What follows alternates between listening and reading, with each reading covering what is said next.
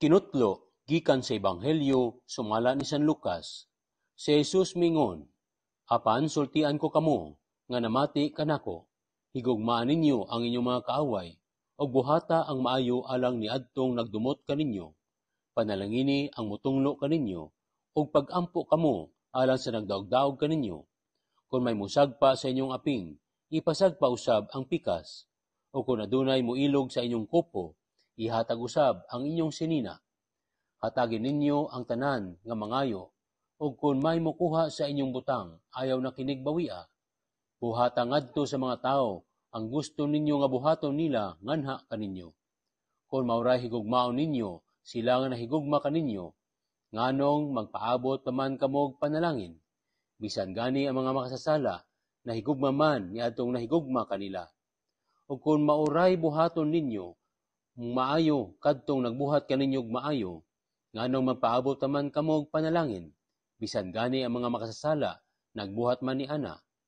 O kung mauray inyong pahulamon, kadtong inyong gituuhan nga makabayad, nganong magpaabot man kamog panalangin, bisan gani ang mga makasasala, magpahulaman ngadto sa mga makasasala, nga magpaabot sila nga bayran sa samang kantidad.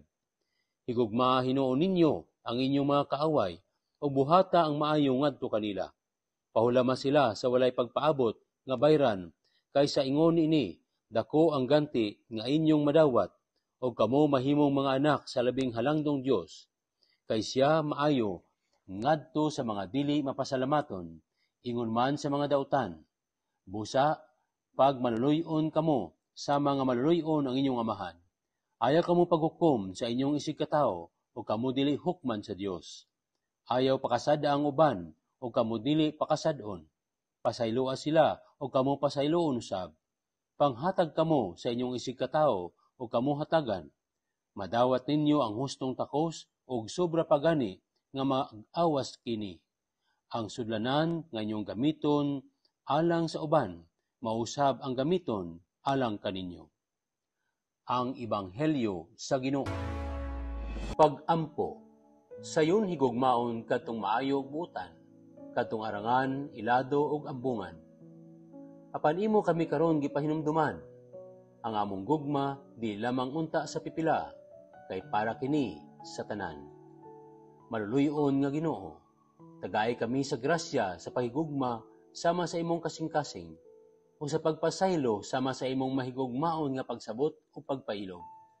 Gamita kami, o Ginoo, sa ngalan sa imong gahom.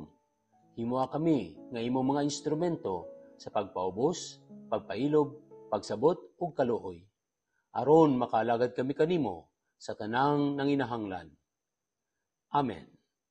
Salamat sa pagpaminaw sa Ebanghelyo ug pag-apil sa pag-ampo alang karong adlaw. Palihog subscribe, like, share ug follow aron makaabot pud kini sa uban. Og nga benisyonan ka ug ang imong pamilya sa ngalan sa Amahan, sa Anak ug sa Espiritu Santo. Amen.